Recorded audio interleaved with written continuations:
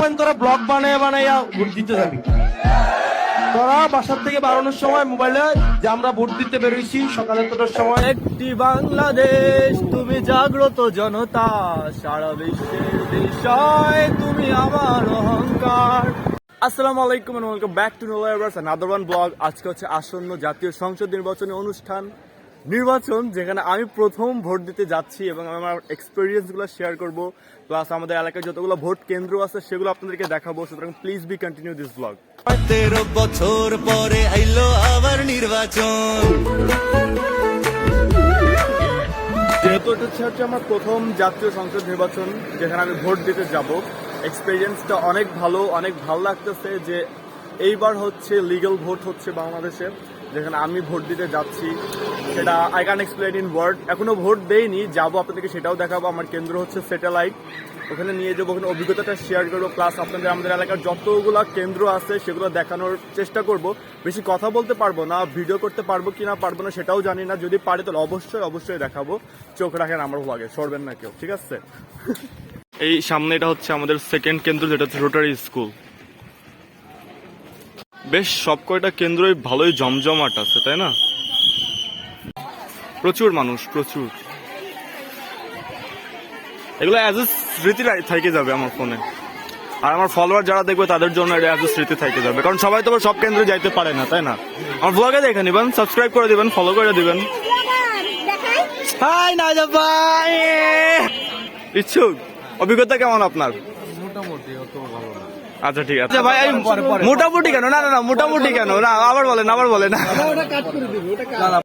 Vote তো সবাই দিচ্ছে এবং সবার মুখে যে গ্লো, যে হাসিটা, একদম উৎসব মুখর ভাবে এটা সম্পন্ন করতেছে, কারণ এটা লিগ্যাল ভোট হতে যাচ্ছে বাংলাদেশের প্রথম। এবং আমারও ফিলিংসটা অনেকটাই ভালো, কারণ আমিও ভোট দিতে পারতেছি। কাউন্সিলরের ভোট দিয়েছিলাম একবার, বাট এই জাতীয় সংসদের ভোটটা আমি এখন পর্যন্ত দেই না, এটা প্রথম হতে যাচ্ছে আমার জন্য। সেজন্য অনেক ভালো একটা অভিজ্ঞতা। ভোট দিতে যাব, এক্সাইটমেন্ট 2 দিন আগে থেকেই আছে অনেক, কারণ এটা নিয়ম তো জানা আছে, বাট যেইভাবে আমি ভোটটা দিব, মানুষদের রিয়াকশন, মানুষরা কীভাবে ট্রিট করবে ভিতরে, আমাকে জাস্ট অ্যামেজিং একটা ফিলিং হতে যাচ্ছে। এটা হচ্ছে আমাদের তৃতীয় ভোট কেন্দ্র, মহসিন কলেজ। এখানেও বেশ ভালোই ভিড় আছে মানুষের। এটা হচ্ছে স্যাটেলাইট কেন্দ্র, যেখানে এখন আমি যাচ্ছি ভোট দেওয়ার জন্য, এবং জানি না ক্যামেরা নিয়ে যেতে পারবো কিনা। যদি ক্যামেরা নিয়ে না যেতে পারি তাহলে এক্সপিরিয়েন্সগুলো এসে আপনাদেরকে বলবো। আফজাল, ভোট দিছিস? ও সেই আকারের ভিড়, একদম প্রচুর ভিড় এই জায়গাটা এখন বলতে। ভোট দিছো ভাই?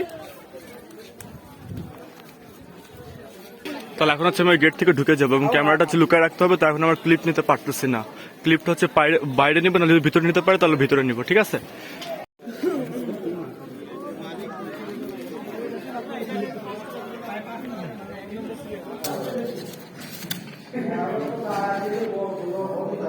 I have done my vote right now. Finally I have done my vote. Vote দিছি আমি, এটা হচ্ছে তার চিহ্ন, এবং খুব ক্লিয়ার ভাবে ভোটটা কমপ্লিট করতে পারছি for the first time to Bangladesh.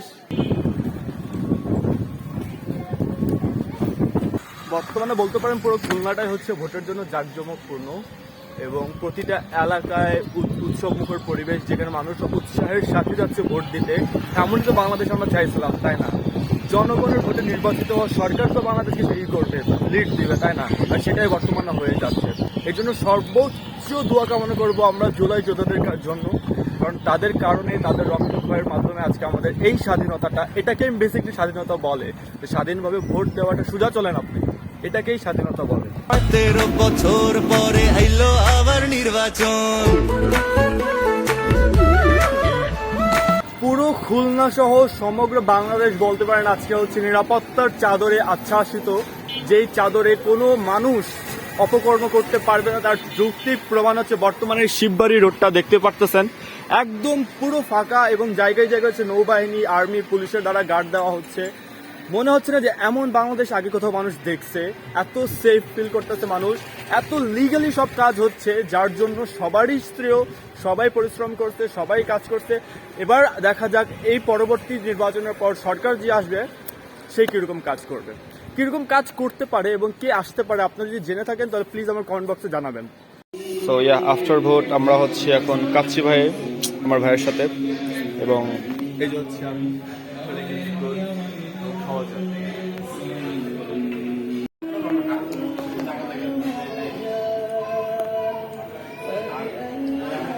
আজকের দিনটা অনেকটাই স্মরণীয় হয়ে থাকবে আমার জন্য, কারণ অনেক সুন্দরভাবে স্পেন্ড করতে পারছি এই দিনটা। আমি খুবই ভালো লাগতেছে।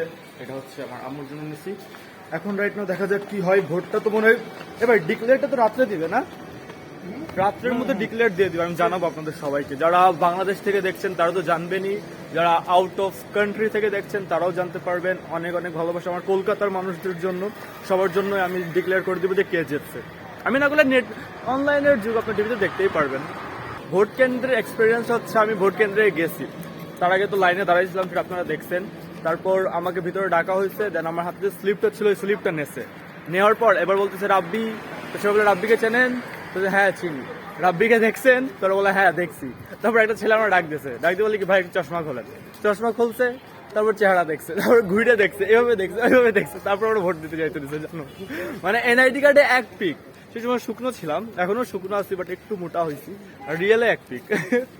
রিক্সাল মামা তুমি আমার গান শোনো, আগে তুমি আমার গান শোনো। একটি বাংলাদেশ, তুমি জাগ্রত জনতা, সারা বিশ্বের বিষয় তুমি আমার অহংকার। এর মানেটা কি মামা?